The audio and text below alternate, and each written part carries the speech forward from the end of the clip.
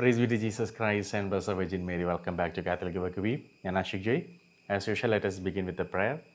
Pater noster, qui es in celis, sanctificetur nomen tuum, adveniat regnum tuum, fiat voluntas tua, sicut in cielo et in terra. Panem nostrum quotidianum de nobis hodie, et dimitte nobis debita nostra, sicut et nos dimittimus debitoribus nostris, et ne nos inducas in tentationem, sed libera nos a malo. Amen. ഞാനിന്ന് പറയാൻ ആഗ്രഹിക്കുന്നത്, ഞാൻ കഴിഞ്ഞ എനിക്ക് തോന്നുന്നു ഈ മാസം ആദ്യ ആഴ്ചകളിലാണെന്ന് തോന്നുന്നു ഞാനൊരു വീഡിയോ ഇട്ടിട്ടുണ്ടായിരുന്നു. എനിക്കുണ്ടായിട്ടുള്ള വ്യക്തിപരമായ ഒരു അനുഭവം. എനിക്ക് വ്യക്തിപരമായിട്ടെന്ന് പറയുമ്പം ഞാനുമായി ബന്ധപ്പെട്ട ആളുകൾക്കുണ്ടായിട്ടുള്ള ഒരു ശുദ്ധീകരണ അനുഭവമാണ് ഞാൻ പങ്കുവെച്ചത്. ശുദ്ധീകരണാത്മാക്കളുടെ പറ്റിയിട്ട് അതിൻ്റെ ബിഗിനിങ്. ചില രാഷ്ട്രീയ പാർട്ടികളിലെ ആളുകൾ, ചില മുഖ്യമന്ത്രിമാർ, പ്രത്യേകിച്ച് അന്യമതസ്ഥരായിട്ടുള്ളവർ ശുദ്ധീകരണ സ്ഥലത്ത് കഴിയുന്നതായിട്ട്. അപ്പോൾ ഒരുപാട് പേര് അതിൻ്റെ കമൻ്റ് ഇട്ടിട്ടുള്ള ഞാൻ കണ്ടിട്ടുണ്ടായിരുന്നു. ഒരു പക്ഷേ അവരുടെ അജ്ഞതയിൽ നിന്നായിരിക്കാം. അതായത് ഇങ്ങനെയാണെങ്കിൽ പിന്നെ യേശുവിൽ വിശ്വസിക്കാൻ ആവശ്യമില്ലല്ലോ, എല്ലാവർക്കും സ്വർഗത്തിൽ പോകാമെങ്കിൽ. അതായത് അവർ പറഞ്ഞു വരുന്ന പ്രകാരമാണ്, ഒരു ഹിന്ദുവായിട്ടുള്ള ഇങ്ങനെയുള്ള ആളുകൾ ശുദ്ധീകരണ സ്ഥലത്താണ് എന്ന് പറയുമ്പോൾ, അല്ലെങ്കിൽ അവർ സ്വർഗത്തിൽ പോയി എന്ന് പറയുമ്പോൾ, പിന്നെ ഞങ്ങളൊക്കെ ക്രിസ്ത്യാനികളായിട്ട് കഷ്ടപ്പെട്ട് ജീവിക്കുകയും പരിശുദ്ധ കുർബാനക്കൊക്കെ പോവുകയും ചെയ്യുന്നത് എന്തിനാണ്? അവരെ പോലെയൊക്കെ ജീവിച്ചാൽ പോരെ എന്നുള്ളതാണ്. അപ്പം നമ്മളപ്പം ധരിച്ചു വെച്ചിരിക്കുന്നത് സ്വർഗത്തിൽ കത്തോലിക്കർ മാത്രമേ ഉള്ളൂ എന്നാണ്, അല്ലെങ്കിൽ ക്രിസ്ത്യാനികൾ മാത്രമേ ഉള്ളൂ എന്നാണോ? ക്രിസ്ത്യാനികൾ മാത്രമേ സ്വർഗത്തിലുള്ളൂ എന്ന് നമുക്കെങ്ങനെ വിശ്വസിക്കാൻ സാധിക്കുന്നു? മെജിഗുറയിൽ മാതാവ് വന്നപ്പോൾ മാതാവ് അവിടെ പറഞ്ഞത്, ഈ പ്രദേശത്തുള്ള ഏറ്റവും വിശുദ്ധിയായിട്ടുള്ളൊരു സ്ത്രീ ഒരു മുസ്ലിം ലേഡിയാണെന്നാണ് മാതാവ് പറഞ്ഞിട്ടുള്ളത് മെജിഗുറിയയിൽ. അത് പ്രൈവറ്റ് റെവലേഷനാണ്, അത് നമുക്ക് മാറ്റിവെക്കാം. ഇതിനെപ്പറ്റി സഭ എന്ത് പറയുന്നു എന്നുള്ളത് നമ്മൾ മനസ്സിലാക്കേണ്ടത്.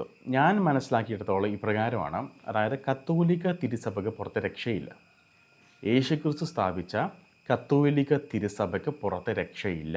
അതാര് തന്നെയാണേലും അവൻ നിത്യ നരകാഗ്നിയിൽ പോകും എന്നുള്ള കാര്യത്തിൽ യാതൊരുവിധ സംശയവുമില്ല. കാരണം കത്തോലിക്ക തിരുസഭയിലാണ് ജീവൻ്റെ അപ്പം വിളമ്പി കൊടുക്കുന്നത്, പരിശുദ്ധ കുർബാന. കത്തോലിക്ക തിരുസഭയിലാണ് യഥാർത്ഥ പാപമോചനമുള്ളത്. യേശു തന്നെ സ്ഥാപിച്ച ഏക സത്യസഭ. പത്രോസ്ലീഹ മുതൽ ഇന്ന് ലിയോ 14 പാപ്പ വരെ കണ്ണിമുറിയാതെ എത്തിയിരിക്കുന്ന പാപ്പസിയും 2000 വർഷം പഴക്കമുള്ള ഓഫീസൊക്കെ ഉള്ളത് കത്തോലിക്ക തിരുസഭ മാത്രമാണ്. അപ്പോൾ നിരവധി കൗൺസിലുകൾ, മാർപ്പാപ്പന്മാർ, വിശുദ്ധർ എല്ലാം, വേദപാരംഗതരെല്ലാം സാക്ഷ്യപ്പെടുത്തിയിട്ടുള്ളതാണ്. എക്സ്ട്രാ എക്ലേസിയ ന്യുള്ള സാലസ്, കത്തോലിക്ക തിരുസഭയ്ക്ക് പുറത്തെ രക്ഷയില്ല. ആക്ച്വലി ഇത് വേറൊരു വീഡിയോ ആയിട്ട് ഞാൻ ചെയ്യുന്നതായിരിക്കും, പക്ഷേ ഞാൻ പറയുന്ന പോയിന്റിലോട്ട് വരാൻ വേണ്ടിയാണ് ഞാനിത് പറഞ്ഞു വരുന്നത്.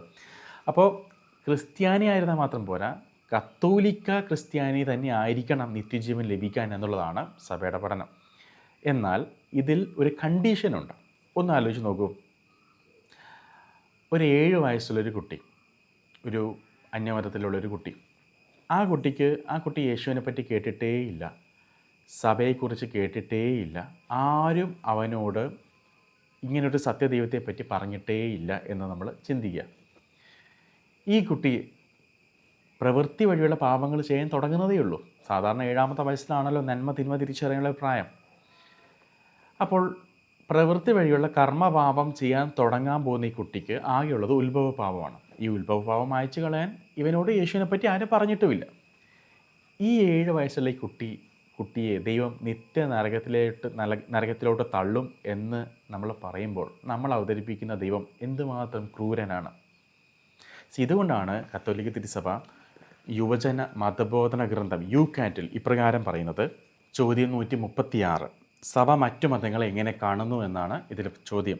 ഇപ്രകാരമാണ് സഭ പറയണത്: ക്രിസ്തുവിനെയും സഭയെയും സ്വന്തം കുറ്റത്താലല്ലാതെ അറിയാതിരിക്കുകയും എന്നാലും ആത്മാർത്ഥമായി ദൈവത്തെ തേടുകയും മനസാക്ഷിയുടെ സ്വരം അനുസരിക്കുകയും ചെയ്യുന്ന എല്ലാവർക്കും നിത്യരക്ഷ പ്രാപിക്കാൻ കഴിയുമെന്ന് സഭ പഠിപ്പിക്കുന്നു.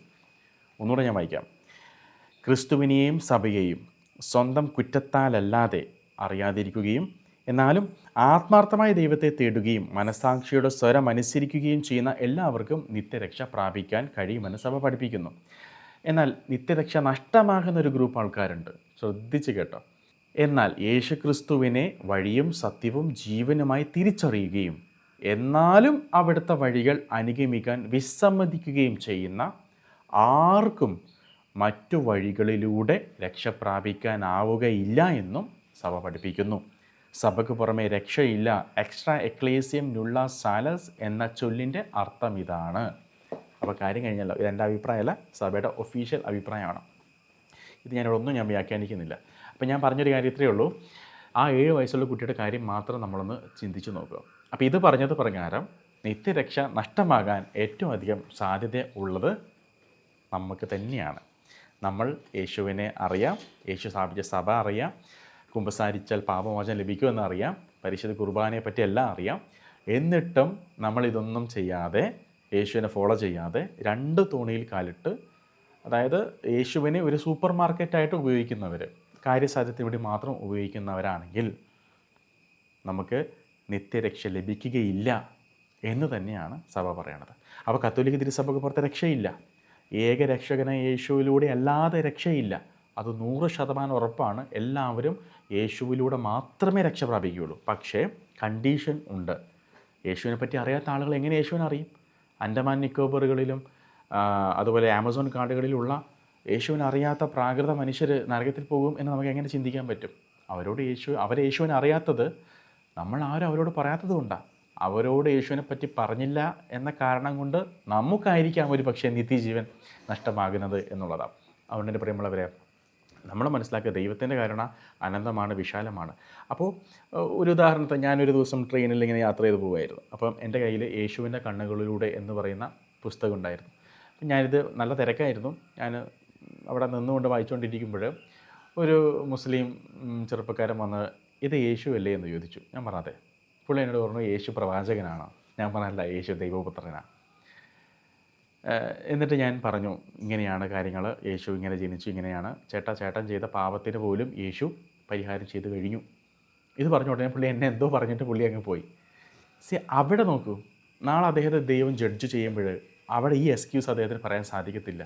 എന്ത്, എനിക്ക് യേശുവിനെ അറിയില്ലായിരുന്നു, എന്നോട് ആരും യേശുവിനെ പറ്റി പറഞ്ഞില്ലായിരുന്നു. അവിടെ അദ്ദേഹം വിധിക്കപ്പെടുന്നു. അപ്പോൾ നമ്മളൊരിക്കലും നമ്മുടെ ബുദ്ധിയിൽ വെച്ച് നമ്മൾ ചിന്തിക്കരുത് എന്നുള്ളതാണ് എനിക്ക് പറയാനുള്ളത്. സോ ഇതാണ് എനിക്കതിനുള്ള എക്സ്പ്ലനേഷൻ. സോ പരിശുദ്ധമായിട്ട് പ്രാർത്ഥിച്ചുകൊണ്ട് നമുക്ക് അവസാനിപ്പിക്കാം. ആവേ മരിയ ഗ്രാസിയ പ്ലേന ഡോമിനസ് തേക്കും ബെനഡിക്താ in മുളിയരിബൂസ് et benedictus fructus ventris tui, Iesus. Sancta Maria Mater Dei, ora pro nobis peccatoribus, nunc et in hora mortis nostrae. Amen. Viva Christe Rey.